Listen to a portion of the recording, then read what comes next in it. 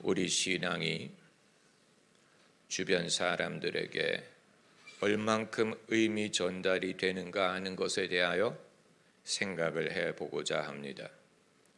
목사의 신앙이 성도들에게 의미 전달이 되니 설교를 할 수도 있고 듣는 것이 아니겠습니까? 그러나 그건 설교를 전달하는 것이지 반드시 신앙이 전달이 된다든가 목사의 신앙을 성도가 이해하고 그것을 좋아하고 그 신앙에 동참한다는 것을 보장하는 것은 아닙니다. 우리는 당연히 내 신앙이 진짜고 내 안에 하나님이 계시다면 내 신앙이 내게만 의미가 있는 게 아니고 주변 사람들, 특별히 가까운 사람에게도 의미가 전달되는 것이 옳지 않겠느냐고 생각을 하지만 우리가 경험을 해봐서 압니다. 반드시 그 의미가 전달이 되지 않는 경우가 있다는 사실을.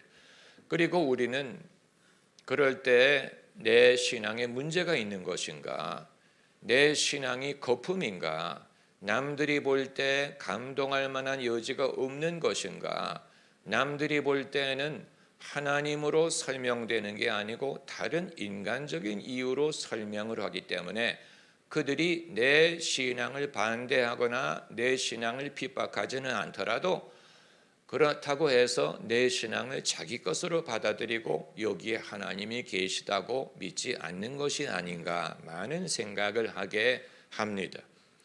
여러분은 지금 당장이라도 주변에 여러분이 교회를 다니고 예수님을 믿고 이런저런 섬김을 한다는 사실을 오랫동안 봐왔지만 그것을 존중하고 어머니의 신앙이든 아내의 신앙이든 딸의 신앙이든 친구의 신앙이든 이모의 신앙이든 간에 내가 존중해. 그분은 독실한 게 분명해. 그러나 그게 내게 와닿지 않고 나는 그것을 내가 적용할 만한 내게도 주시는 모든 사람이 공유할 만한 그런 진리로 여기기보다는 우리 아무에게는 그 신앙이 필요했기 때문에 있는 것이고 자기의 욕구를 채우기 위한 것이고 자기 삶의 부족한 부분을 채우기 위해 그게 타당성이 있지만 그 이상은 내가 보지 못하겠어. 그 이상은 내가 알지 못하겠어. 이렇게 생각하는 사람들이 분명히 있을 것입니다. 부부간에 그런 일이 상당히 많이 일어나고 그게 반드시 두 사람이 한 사람은 안 믿는다. 아내는 교회를 다니는데 남편이 안 믿는다. 이런 것이 아니더라도 같이 교회를 다니는 경우일지라도 아내의 열심, 아내의 뜨거움, 아내의 기도, 아내의 눈물, 아내의 헌신이 반드시 남편이라든가 자녀에게 엄마가 왜 저렇게 기도하시냐?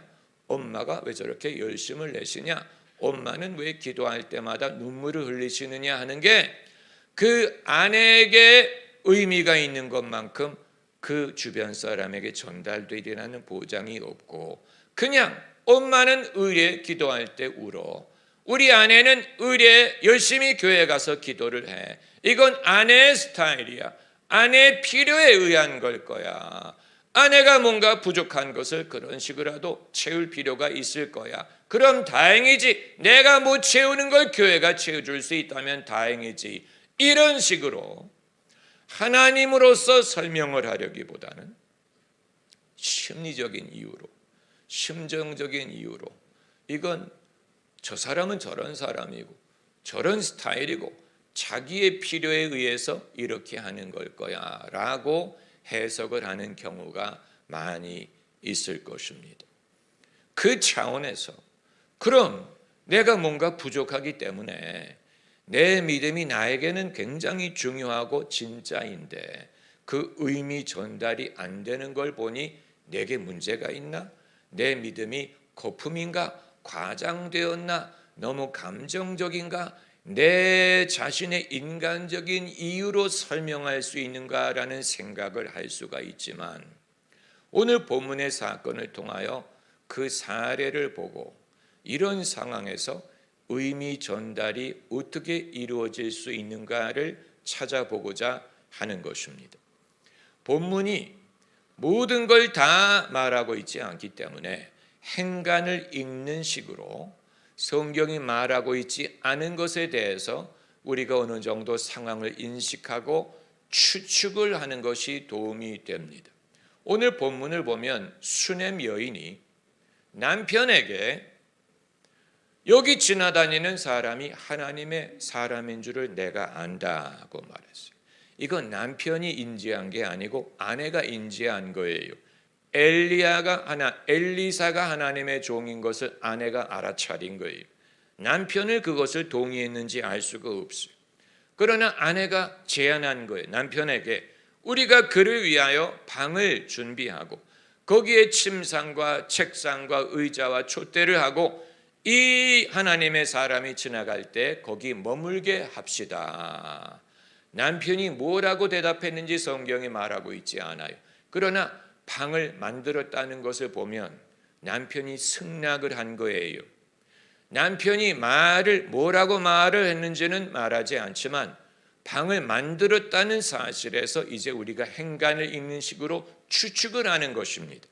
그 남편은 아내의 신앙적인 열심을 존중했어요. 그리고 협조했어요. 아내가 방을 만들어서 선지자가 거기에 머물게 하자고 제안할 때 승낙했어요. 허락했어요. 돈을 썼어요.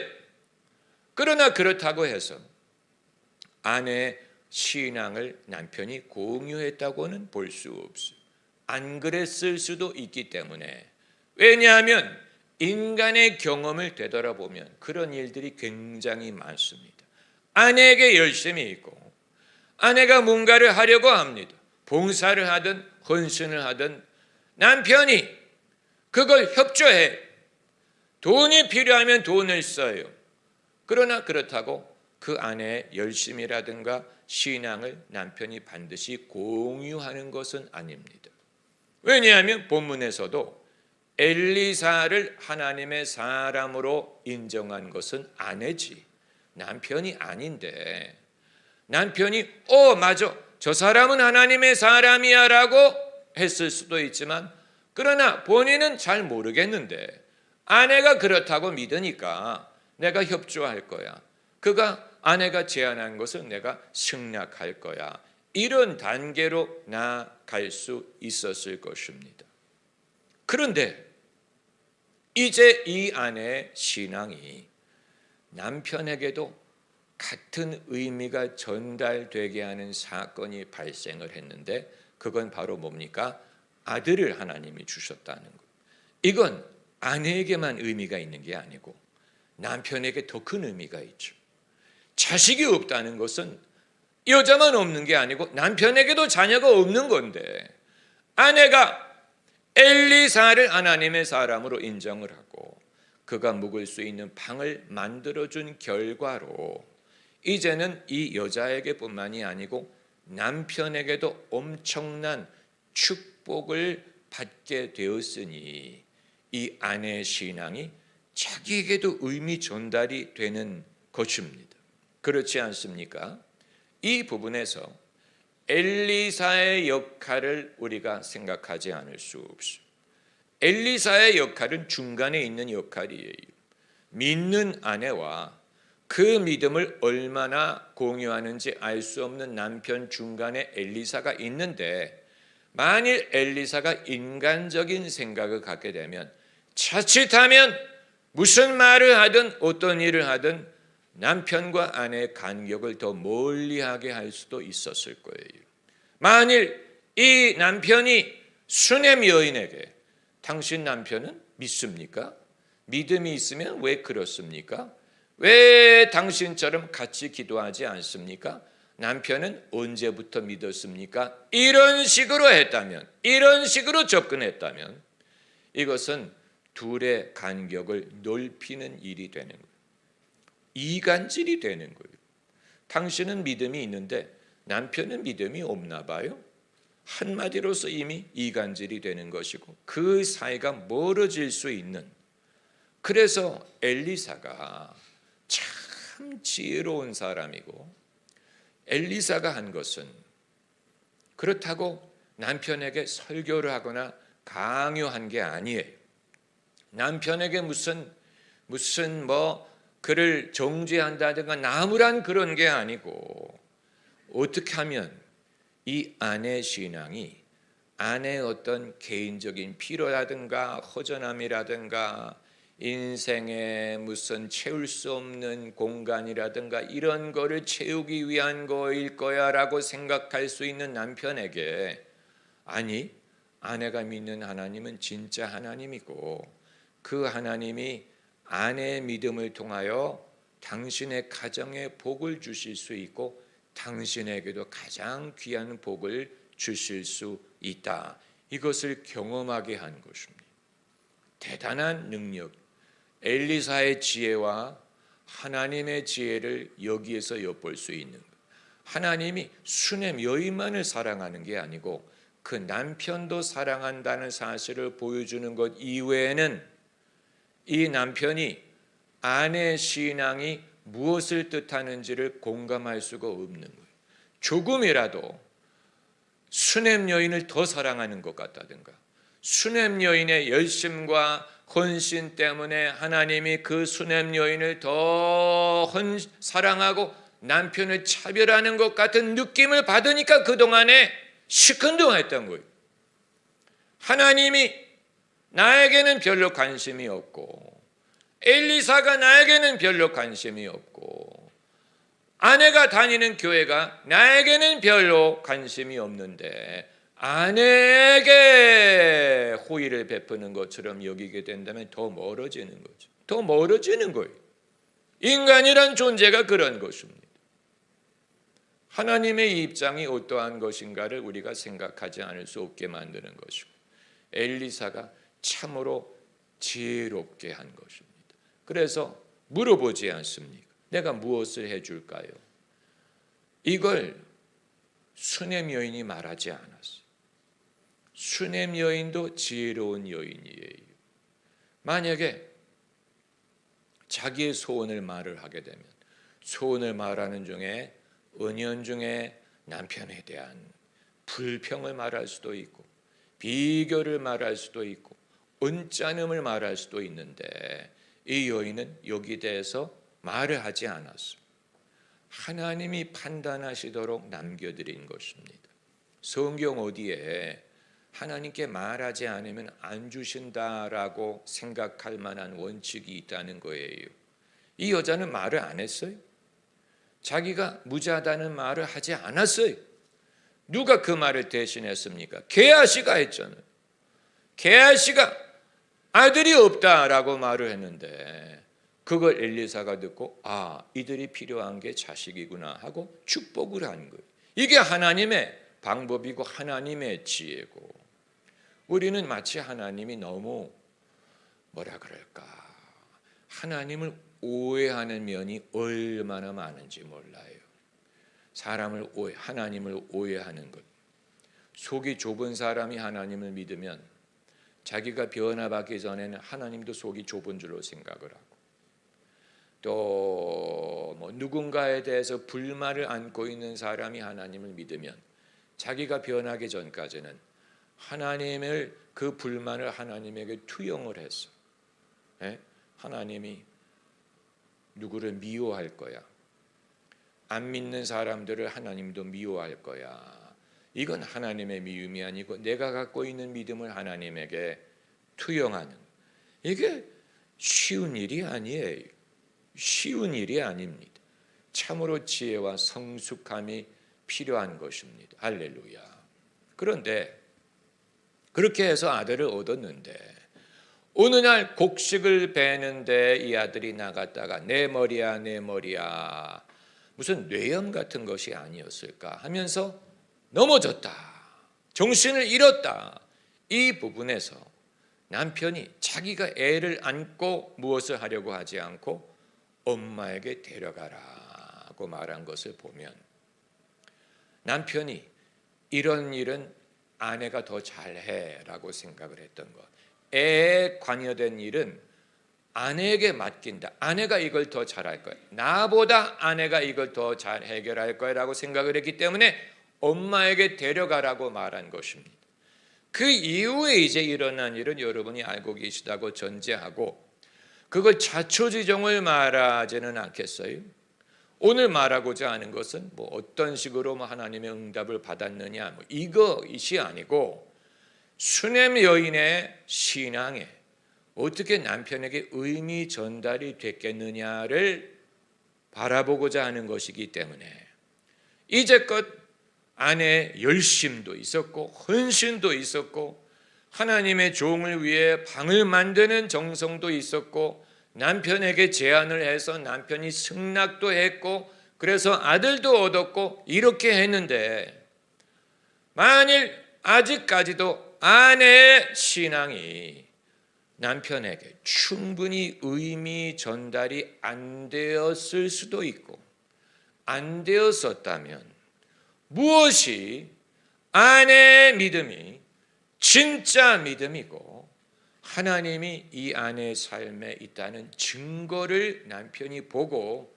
이건 내가 멀리서 아내가 여인으로서 중년 여인으로서 무엇으로서 소일할 거리가 필요하고 마음을 채울 필요가 있고 뭔가를 해야 되기 때문에 신앙의 열심을 내는 것이다 라고만 생각을 하던 차원에서 이 아내의 믿음을 내가 이제까지 잘 모르고 있었는데 여기에 뭔가 대단한 것이 있어. 여기에 내 아내가 참 믿음이 아니면 결코 스스로 할 수 없는 것을 내가 보았어 라고 하는 순간이 위기의 순간에 온 거예요. 위기의 순간 이 여자가 말할 수 없는 아픔을 경험하는 순간에서 이 여성이 침착하게 낙심하지 않고 엘리사에게 그것을 알리고 엘리사가 찾아오고 그렇게 해서 이 엄청난 위기의 순간에 아내가 슬기롭게 하나님의 은총으로 이 위기를 극복하는 것을 목격을 할 때 이 남편은 아내 신앙이 다시 보이게 됐으리라고 보는 것입니다. 이제까지는 아내가 말하는 것으로 느끼지 못했던 거예요. 잔소리하는 것으로. 당신 왜 교회 안 나가느냐?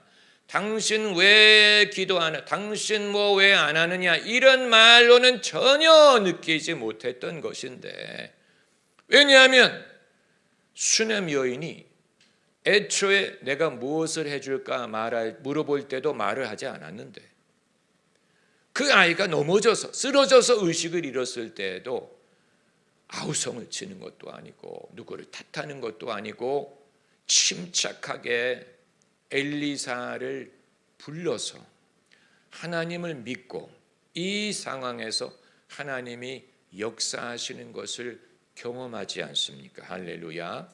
이건 여러분이나 저나 이것을 파악하는 눈은 마찬가지. 제가 여러분보다 더 이것을 잘 파악하리라고 생각하지 마세요. 이건 여러분도 이 구절을 읽고 이것을 생각하 이게 이 여자가 이 순간에 어떻게 행했느냐, 이 여자가 이 위기의 순간에 어떻게 행했느냐. 그래서 이제까지는 어떤 이론적인 것이고 그 나이의 연령층의 사람들은 대충 비슷한 신앙을 갖고 있더라. 이건 사회적인 현상이고 그것은 추세고 트렌드고 그건 인간적으로 심리적으로 이해할 수 있는 것이야 라고 일축할 만한 신앙에 대하여 남편이 그게 아니구나, 이 신앙에 뭔가가 있구나, 놀랍구나, 내 아내가 신앙이 있음으로써 내가 아는 그 여자의 모습이 아닌 신앙이 아니면 설명할 수 없는 그의 힘, 내면적인 힘, 담대함, 겸손함, 강건함, 이 위기를 극복할 만한 여력이 있는 것을 보았고 그 순간에 이제는 내 아내의 하나님이 아니고 우리의 하나님, 내 아내의 믿음이 아니고 나의 믿음이라고 받아들일 수밖에 없는 순간이 왔다는 것입니다. 모든 부부가 이런 과정을 겪으면 얼마나 좋겠어요? 그런 보장은 없죠. 그런 보장이 없어요. 성 어거스틴의 어머니가 신앙인이었어요. 모니카라고. 성 오거스틴의 어머니의 신앙이 유명하잖아요. 그러나 그 아버지는 모니카의 신앙을 공유하지 않았다. 이게 역사적인 사실이. 성 오거스틴을 낳은 모니카가 남편은 그 아내의 신앙을 공유하지 않고 그렇다고 반대하지도 않았어요. 다만 이건 내 아내의 신앙이야. 내 아내의 열심이야. 내 아내는 기도하는 여자야. 내 아내는 열심히 있는 여성이야. 그러나 나는 아니야. 이걸 일평생 지속하다가 죽기 전에 세례를 받았다. 그 아버지가 죽기 전에 세례를 받았다. 이런 경우도 있어요. 이런 경우를 세상에서 많이 보지요. 영국의 존 웨슬리 얼마나 위대한 부흥사예요. 그런데 웨슬리의 어머니는 대단한 신앙을 소유했는데 아버지는 아내의 신앙을 공유하지 않았어요. 그 아들이 요한 웨슬리인데 둘째 아들이 찰리 웨슬리고, 그러나 그 아버지는 그 신앙을 공유하지 않았다. 이런 일이 우리에게만 있는 게 아니고 사방에 있어요. 이 모든 이유가 믿음이 부족해서 그런 것 아닙니까? 그럼 다윗의 믿음이 부족해서 다윗의 아내 미갈이 다윗을 이해하지 못한 거라고 말할 것입니까? 예수님의 신앙이 부족해서 예수님의 모친과 형제가 예수님이 정신을 상실했다고 하고 예수님을 찾으러 오는 일이 발생했겠어요? 그렇잖아요. 성경에 있는 일이에요. 그렇기 때문에 내 신앙이 남에게 어떻게 하면 전달이 되고 의미 전달이 되느냐? 내 능력을 보여주면 될까? 내가 좀 더 설득을 하면 될까? 내가 뭔가 부족할까? 그런데 결국은 예수님도 당신의 고난을 통하여 그 고난을 예수님이 묵묵히 견디시고 참으시고 받아들이시고 그리고 하나님만이 하실 수 있는 결과가 나타났을 때 사람들이 예수님을 믿은 것 아닙니까? 그렇잖아요. 우리도 마찬가지라는 얘기입니다. 우리가 지금 겪고 있는 일들, 만약에 여러분이 인내하고 그리고 감내해야 되는 일이 있다면 여러분 그것은 하찮은 일이 아니에요. 그 일은 굉장히 귀중한 일이고 피할 수 없는 일이고 그것을 감내하는 모습이 있을 때 사람들이 그것을 보고 내 믿음을 이전에는 인정하지 않고 일축하려고 했던 것이 저 믿음이 그냥 보통이 아니고 진짜일 수밖에 없구나. 여기에 뭔가가 있구나. 그렇지 않으면 저 사람이 저렇게 참을 사람이 아니야. 저 사람이 저렇게 참을 사람이 아니야. 그런데 이렇게 감내하는 걸 보니까 저 믿음이 진짜구나. 여러분 이건 조용한 믿음이에요. 시끄러운 게 아닌데 이 수넴 여인이 조용히 이 위기를 감내한 것인데 조용함 속에 오히려 강력한 증거를 발견할 수가 있는 것입니다. 할렐루야.